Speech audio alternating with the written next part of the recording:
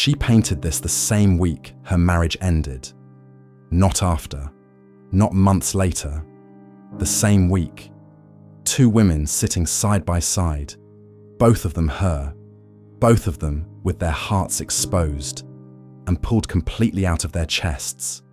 One heart is whole, one heart has been cut open and is bleeding onto her white dress. She is holding the scissors herself. This is a self-portrait painted with the language of surgery. Her name was Frida Kahlo. And this painting is not about heartbreak.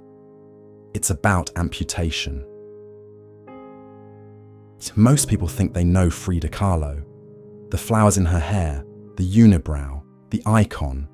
But that version of Frida was built on top of something much darker. She was born in 1907 in Coyoacán, Mexico. At 6 years old, she contracted polio. Her right leg never fully recovered. At 18, a bus she was riding was hit by a streetcar. The metal handrail went through her hip and came out the other side. Her spine was broken in 3 places. Her collarbone shattered. Her right leg, already weakened, crushed. She spent 3 months in a full body cast, alone in her childhood bedroom, with a mirror mounted above her. So she painted herself, not because she wanted to, because there was nothing else to look at. I paint myself because I am so often alone, and because I am the subject I know best. That mirror never left her. In 1929, Frida married Diego Rivera. He was already famous, a muralist, a giant, 20 years older than her. The marriage survived things that would destroy most people. But in 1939, Diego asked for a divorce. Years after his affair with Cristina, Frida's own sister, the marriage finally collapsed. That detail was never spoken about publicly, but Frida knew. She moved out of their shared home, cut her hair, and picked up a brush. The divorce was finalized in November 1939. The Two Fridas was finished the same year. She submitted it to the International Surrealist Exhibition in Mexico City. Not because she considered herself a surrealist. She hated that label. I never painted dreams. I painted my own reality. The painting sold almost immediately, for a price she never expected. But she didn't celebrate. She drank heavily that year. Her health deteriorated. The amputation she painted on canvas was happening inside her body too.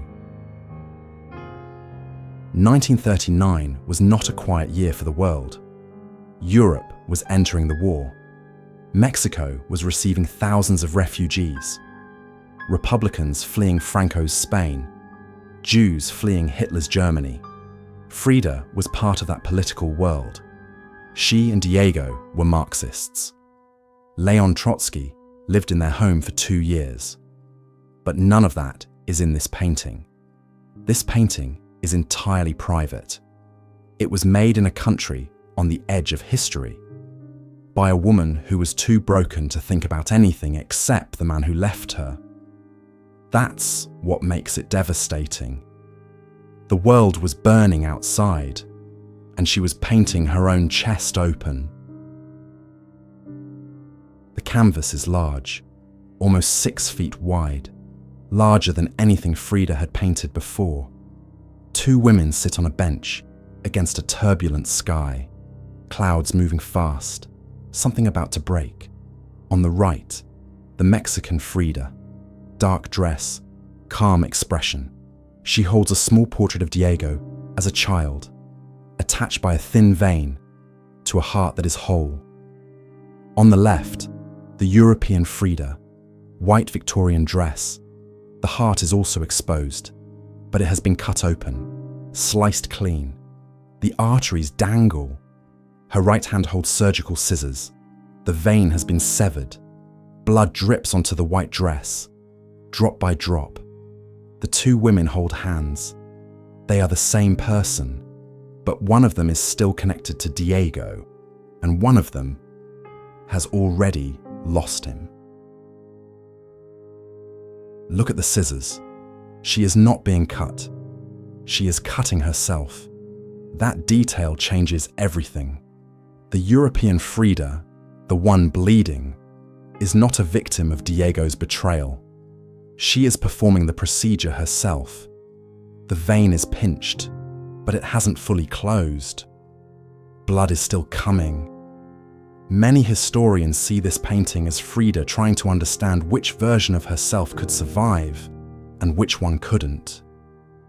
The Mexican Frida, connected to Diego, is the part that still loved him. The European Frida, bleeding out, is the part she was trying to remove. She was trying to amputate her own love, and the scissors in her hand tell you. She wasn't sure she had the courage to finish. Diego and Frida remarried in 1940. 1 year after the divorce, he proposed again.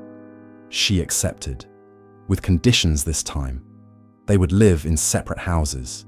She would be financially independent. She would not pretend anymore. The second marriage lasted until her death. Frida died in 1954. She was 47 years old. The official cause was pulmonary embolism. Her diary's last entry read, "I hope the exit is joyful, and I hope never to return." She was cremated. Her ashes were placed in a pre-Columbian figure she kept on her desk. Diego outlived her by 3 years. He called her death, the most tragic event of his life. The Two Fridas is not a painting about Diego Rivera. It never was. It's a painting about the decision to cut away the part of yourself that loves someone who keeps destroying you, and not knowing if you can survive that operation. Frida survived, barely, and she painted the exact moment she wasn't sure she would. That's what this canvas holds. Not heartbreak, not anger, a surgery, in progress, with no anesthesia. The painting watched. It still watches. It never stopped. Most people look at paintings. Very few actually see them. If this one stayed with you, there are 8 more waiting. This is inside the artwork.